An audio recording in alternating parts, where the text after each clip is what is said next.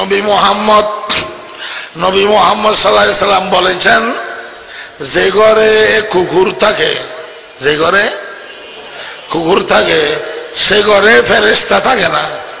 এটা নবী মুহাম্মদের একটা দুঃখ। নবী মুহাম্মদ দুঃখ দিয়েছে, কারণ নবী মুহাম্মদ সব সময় নারী আর মদ নিয়ে পড়ে থাকে, সব সময় নারী আর মদ নিয়ে শুয়ে থাকে। সে নারী লোভী, মদদি। এখন নারী আর মদ নিয়ে যখন সে বিশ্রাম করে, কুকুর গেউ গেউ করে। কুকুর কি করে? গেউ গেউ করে।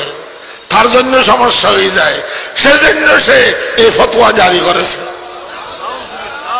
যে কুকুর থাকলে ফেরেশতা ঢুকে না, কুকুরকে তাড়াইয়া দাও, সে যেন নারী আর মন নিয়ে বিশ্রাম করতে পারে, আরাম করতে পারে।